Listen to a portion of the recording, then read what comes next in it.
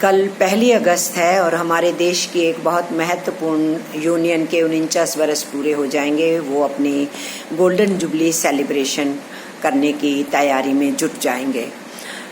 मैं उन सब यूनियन के लीडर्स को, उनके सदस्यों को, सबको मुबारक देने के लिए आज यहाँ पहुँची। और मैं किसकी बात कर रही हूँ? मैं general insurance employees all India association की बात कर रही हूँ। इस यूनियन को बनाने वाले, इस यूनियन को सींचने वाले, जिन्होंने अपने केवल मुलाजिमों की ही ज़िंदगी में बहुत बड़े क्रांतिकारी परिवर्तन नहीं ला दिए, बल्कि उनके संघर्षों की बदौलत जो जनरल इंश्योरेंस के सेक्टर में परिवर्तन आया और वो पब्लिक सेक्टर बना, उससे हमारे देश को फ़ायदा हुआ, विकास को फ़ायदा हुआ और जो पॉलिसी होल्डर्स थे उनको बहुत बेनिफिट्स मिले। तो ये देश हित में काम करने वाली ये यूनियन, उनके कुछ मैं दिग्गज नेताओं की बात करना चाहती हूँ और जो आज हमारे बीच में नहीं है, मैं उनको श्रद्धांजलि अर्पित करती हूँ। उनमें से मैं कुछ के नाम ले रही हूँ, जैसे KSB पिल्लई थे, या मदन मोहन थे, या JC कोठारे थे, या PP रविंद्रनाथन थे, V श्री कुमार थे, VM सुंदरम थे, VRD देशपांडे थे। इनको मेरा शत शत नमन है। और अभी जो उनके नेता लीडरशिप करके उम्र ज़्यादा होने के बाद फिर वो सेवानिवृत्त हुए और यूनियन के काम से भी सेवानिवृत्त हुए, लेकिन अभी भी आशीर्वाद देते हैं, आज की मौजूदा लीडरशिप को गाइड करते हैं। वो हैं MS उपाध्याय जी, उमेद सिंह, NP उपाध्याय और KS सामंत। इन सब को मैं आज के दिन सलाम करती हूँ, सैल्यूट करती हूँ और साथ में सभी सदस्यों को एक बार फिर मैं मुबारकबाद दे रही हूँ। जनरल इंश्योरेंस के ज़िंदगी के अंदर मौजूदा सरकार के आने से या कुछ वर्षों से क्या परिवर्तन चल रहे हैं, उसका देश के जनता के लिए या देश के विकास के लिए क्या उसका मायने बनता है, मैं उसकी चर्चा करना चाहूँगी। लेकिन उससे पहले मैं याद करना चाहती हूँ, आज 31 जुलाई है, मैं 2 हस्तियों को याद करना चाहती हूँ। पहले थे मुंशी प्रेमचंद, जो हिंदी साहित्य के, हिंदी लेखन के बादशाह थे, जिनको जनता का, जनमानस का कवि और लेखक कहा जाता था। वो पीपल्स राइटर कहलाते थे। मुंशी प्रेमचंद के लेखन से ना सिर्फ जनता का दर्द उमड़ करके सामने आता था, शोषण की प्रक्रिया को वो खोल के, उधेड़ के सामने रख देते थे। उस दुख दर्द को उन्होंने सामने रखा, उसके विरुद्ध संघर्ष करने के रास्तों की तरफ भी उन्होंने इशारे दिए। उन मुंशी प्रेमचंद ने केवल लिखा ही नहीं, अपने लेखन से ब्रिटिश साम्राज्यवाद को चुनौती देने के लिए भी उनके लेखन में आह्वान छुपे होते थे। और प्रोग्रेसिव राइटर एसोसिएशन की जो फाउंडेशन कॉन्फ्रेंस हुई प्रगतिशील लेखक संघ की सन 1936 के अंदर, वो उसके संस्थापक अध्यक्ष थे। इसलिए आज इस मौके पे आज उनका जन्मदिन पड़ता है और उनका ये 140वीं जन्म वर्षगांठ है। उस मौके के ऊपर मैं उनको अपनी अकीदत पेश करती हूँ, उनको मैं नमन करती हूँ। उनकी लेखनी आज भी उसी तरीके से कारगर है और उसको पढ़ने से आज के शोषण को, उस समय के शोषण को, उसकी आज की कंटिन्यूटी है, उसको देखा जा सकता है, समझा जा सकता है, दर्द महसूस किया जा सकता है और आक्रोश हासिल किया जा सकता है। कुछ बदलने की, कुछ कर गुजरने की हिम्मत ली जा सकती है। दूसरे जिनको मैं याद कर रही हूँ, ऊधम सिंह। आज उनकी शहादत के 80 वर्ष हैं। 31 जुलाई के दिन ही उनको इंग्लैंड में शहादत हासिल हुई, उनको मौत की सज़ा दी गई। ये एक बालक थे जब 1919 में जलियांवाला बाग का कांड हुआ था और जनरल डायर के हुक्म के ऊपर सैकड़ों हिंदुस्तानियों को भून दिया गया था। उस अग्नि को लेकर के ये बालक कितने बरस जिया, अपना कुछ मिशन तय किया और देशवासियों के कत्ल का बदला लेने के लिए इंग्लैंड पहुंचा। लेकिन आखिरकार उनको जो है फिर वहाँ जेल की सज़ा हुई और फिर उनको जो है मौत की सज़ा दी गई। दोनों को श्रद्धांजलि अर्पित करते हुए मैं ये कहना चाहती हूँ कि हमारी ये जो general insurance employees all India association जब बनी, तो सबसे पहली लड़ाई इनकी अपने देश के प्रति थी, और वो थी कि उन्होंने कहा कि 106 प्राइवेट कंपनीज हैं, लूट का धंधा बना हुआ है, अपने मुलाजिमों को, कर्मचारियों को तो शोषण करती ही हैं ये प्राइवेट कंपनीज जो इंश्योरेंस की है, लेकिन जन आवाम का भी शोषण करती हैं। जिस किस्म की स्कीम्स चलाते हैं, इनका धंधा ही शोषण और लूट का धंधा है, इसलिए राष्ट्रीयकृत किया जाना चाहिए। 13 मई 1971 में जनरल इंश्योरेंस राष्ट्रीयकृत हुई।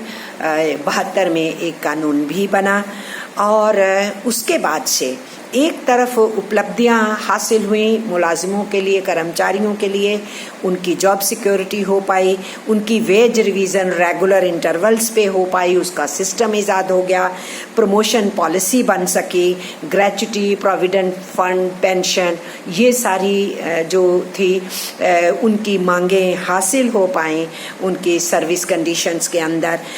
फिर जो है प्रोविडेंट फंड के ट्रस्ट्स बन सके, वेलफेयर सोसाइटी बन सकें, उनसे मुलाजिमों को बहुत फ़ायदे हुए, बहुत बेनिफिट्स मिले। लेकिन इसके साथ साथ 4 कंपनीज जो नेशनलाइजेशन के बाद 4 कंपनीज थी, उन 4 कंपनीज जो national insurance, oriental insurance, new India insurance, United India insurance, ये हमारी जनरल इंश्योरेंस की 4 कंपनीज पब्लिक सेक्टर के तहत काम करना शुरू की। तो इनकी सेवाओं से देश के आवाम को बहुत फ़ायदा हुआ, पॉलिसी होल्डर्स को बहुत फ़ायदा हुआ, ये हम कहना चाहेंगे। हमारी ये जो यूनियन है, इसने जब कंप्यूटराइजेशन का प्रपोज़ल आया 1986 के अंदर, तो इस यूनियन ने आगे बढ़ कर के उसका स्वागत किया और उसकी इंट्रोडक्शन में फैसिलिटेट किया, जिसका फ़ायदा जनता को सेवाएं हासिल करने में थोड़ी और आसानी हो गई। उससे बिजनेस भी बढ़ा जनरल इंश्योरेंस का, मुलाजिमों को भी फ़ायदा हुआ, लेकिन सबसे बड़ी बात थी हमारे देश के लोगों का, पॉलिसी होल्डर्स का, और हमारे देश की विकास की प्रक्रिया में और मदद मिली। लेकिन 1991 जब आया तो नई आर्थिक नीतियां इस देश के अंदर लाई गई। वो जो न्यू लिबरल इकोनॉमिक पॉलिसीज़ थी, उसमें बहुत बड़ा जो डिसइन्वेस्टमेंट का एक प्रपोजल आता है, फिर स्ट्रक्चरल एडजस्टमेंट प्रोग्राम्स की सलाह आती है IMF और वर्ल्ड बैंक की तरफ से, उसकी तरफ बढ़ने की कोशिश की गई। लेकिन हमारी यूनियंस ने बहुत संघर्ष किए। अकेले हमारी इस यूनियन ने ही नहीं, जो भी जनरल इंश्योरेंस में और यूनियंस थी, उनको साथ लेके सेंट्रल ट्रेड यूनियन ऑर्गेनाइजेशंस का समर्थन जुटाया गया। फाइनेंस सेक्टर की दूसरी यूनियंस ने समर्थन दिया, और AITUC तो डट के हमेशा इस यूनियन के साथ खड़ी ही थे। तो उन सारी नीतियों को निरस्त कर पाए ये 8-9 बरस तक, ऐसा कुछ नहीं होने दिया। लेकिन फिर जब NDA की सरकार आ चुकी थी, उस समय की, आज की जो NDA की सरकार है, यही वाली NDA के नेतृत्व की सरकार थी जब वाजपेयी जी प्रधानमंत्री थे। उन्होंने सन 2000 के अंदर प्राइवेट सेक्टर को एंट्री दी। हमारी ये जो 4 यूनिट्स थी पब्लिक सेक्टर की जनरल इंश्योरेंस में, उनको सरकार की तरफ से ही कमज़ोर करने के रास्ते अपनाने शुरू किए गए, और 26% विदेशी पूंजी इसके अंदर लगाई गई। इतना ही नहीं, IMF और वर्ल्ड बैंक के फरमान के चलते हुए बहुत सी जो पॉलिसी चेंज किया जा रहा था, उसमें खुद हमारी पब्लिक सेक्टर को कमज़ोर करने के लिए जो रेलवेज़ का काम था, वो जनरल इंश्योरेंस से लेकर के प्राइवेट सेक्टर को दिया गया। यहाँ तक कि आप ज़रा गौर कीजिए, जब आप ऑनलाइन टिकट कराते हैं, मैं तो कराती हूँ ना ऑनलाइन ट्रेन टिकट, अभी लॉकडाउन की वजह से बंद है ना ट्रेनें, पर वो जो मैं टिकट कराती थी, आप चाह रहे हैं या नहीं चाह रहे हैं, वो ज़बरदस्ती एक्सीडेंट कवरेज के नाम के ऊपर पैसा काटते थे। वो हमारी इंश्योरेंस कंपनी को नहीं जा रहा, वो प्राइवेट कंपनी को जा रहा है। तो सरकार ने खुद जो है वो personal accident policy private sector को देके रेलवे का बहुत बड़ा बिजनेस जो है, जो ऑनलाइन टिकटिंग होती है, वो दे रखा था। तो मेरे कहने का मतलब, मैंने आपको एक उदाहरण दिया, मेरे कहने का मतलब है कि इस पीएसजीआई को सरकार ने खुद कमज़ोर करने की तरफ कदम बढ़ाए। फरवरी 2018 के अंदर सरकार ने इनकी जो 4 कंपनी थी उनमें से 3 को मर्जर करने की बात की, जबकि हमारी यूनियनों ने 1971 से ही के बाद से ही कहना शुरू किया था कि जब आप इस बिज़नेस को आगे बढ़ा रहे हैं तो आप एक सिंगल कंपनी कर दीजिए। और ये बात खास करके 2000 में जोर पकड़ी, क्योंकि जब आप एफडीआई ला रहे हैं, आप उसमें निजी पूंजी को घुसा रहे हैं, तो ऐसे में कंपटीशन का अगर माहौल देना है तो हमारी 4 कंपनियों को मर्ज करके आप एक कर दीजिए, ये हमारी यूनियंस ने मांग के। और अब आप ये जानते हैं कि बैंक्स का जबरदस्ती सरकार मर्जर कर रही है, यूनियंस विरोध कर रही है, लेकिन यहाँ पर यूनियंस ने मर्जर मांगा और सरकार ने मर्जर नहीं दिया। चूँकि ये दोनों रास्ते जो सरकार ने बैंक्स में, रिदर इंश्योरेंस में अपनाए हैं, उनका जो मकसद है वो वहाँ मर्जर करके और यहाँ मर्जर ना करके पूरा होता है, यानी प्राइवेट सेक्टर को बढ़ावा देना, विदेशी पूंजी को बढ़ावा देना और अपने पब्लिक सेक्टर को कमज़ोर करना। बहरहाल इस सरकार ने 2018 में फिर निर्णय लिया कि हम 3 कंपनियों का मर्जर कर देंगे। और पहली बार जब से ये पब्लिक सेक्टर बना था, नेशनलाइजेशन के बाद से पहली बार लगभग 2500 करोड़ रुपया इस सेक्टर में इंड्यूस किया गया, लगाया गया सरकार के द्वारा। हमारी यूनियनों ने उसका स्वागत किया, लेकिन हमारी यूनियंस का कहना था कि आप 4 को मर्ज कीजिए ना, आप 3 को मर्ज क्यों कर रहे हैं, आप 4 को मर्ज कीजिए। ये हमारी यूनियंस की डिमांड लगातार चल रही थी। और उसके बाद सरकार 2020-2021 का जब बजट लेके आए, उसमें भी कहा गया कि 3 कंपनीज का हम मर्जर कर रहे हैं और अब हम फर्दर बिजनेस को बढ़ाने के लिए 6,950 करोड़ रुपया लगाएंगे इसमें, ये कहा गया। लेकिन हमारी यूनियंस इस बात के लिए वेरी थी कि ये पैसा भी जो लगाया जा रहा है, इसमें प्राइवेट सेक्टर को बढ़ोतरी देने के लिए, ज़्यादा सहूलतें देने का काम होगा। क्योंकि साथ में ही इस बजट के अंदर जो है ये कहा गया था कि प्राइवेट सेक्टर को में इसके अंदर जो री इंश्योरेंस है, फॉरेन री इंश्योरर्स होंगे, उनको बेनिफिट्स दिए जाएंगे और वहाँ 100% एफडीआई आएगी, विदेशी पूंजी आएगी। लेकिन इस सरकार ने अपना ही फैसला जो इसी साल 2020-21 के बजट के लिए लिया, अपने ही उस फैसले को अब कैंसिल कर दिया इस कोविड-19 के पीरियड में। और जो इन्होंने 6,500 करोड़ रुपया इसमें बजट के अंदर कहा था हम लगाएंगे, उसका 50% काट दिया है और अब कह रहे हैं कि केवल 3,475 करोड़ लगाएंगे। लेकिन ये पैसा भी अपने पब्लिक सेक्टर की मजबूती के लिए होगा, या कि जिन फॉरेन कंपनीज को ये जो एफडीआई की कैप है, इन्होंने 26% की जो उस समय की गई थी 2000 में, वाजपेयी जी के टाइम में, उसको इन्होंने 2015 में 26% को 49% पे ले आए विदेशी पूंजी को। और अब ये बजट में प्रावधान करने का मतलब ये है कि ये उन सेक्टर्स को, अब उस प्राइवेट सेक्टर को जो एफडीआई लानी है, उनको मदद पहुंचाने का काम करेंगे। हमारे पब्लिक सेक्टर के ऊपर तो हमला करने की ही बात चल रही है। हमारी यूनियनों ने तब भी जब ये विदेशी पूंजी लगाई थी, एक्शन लिए थे, वर्कआउट्स किए थे, वो सब एक्शंस किए थे, लेकिन उन्होंने अपने कदम पीछे नहीं हटाए थे एनडीए गवर्नमेंट ने। और मैं ये भी कहना चाहती हूँ कि पिछले 10 वर्षों में हमारी इस पब्लिक सेक्टर यूनिट का, एंटरप्राइजेस का प्रीमियम 3 गुना बढ़ा है। हमारी जो नंबर ऑफ ऑफिसेज हैं वो दुगने हो गए हैं, और जबकि स्टाफ की स्ट्रेंथ जो है 16% कम कर दी गई है, 1/16 कम कर दी गई है। उसके बावजूद भी प्रीमियम 3 गुना है और ऑफिसेज दुगने हो चुके हैं।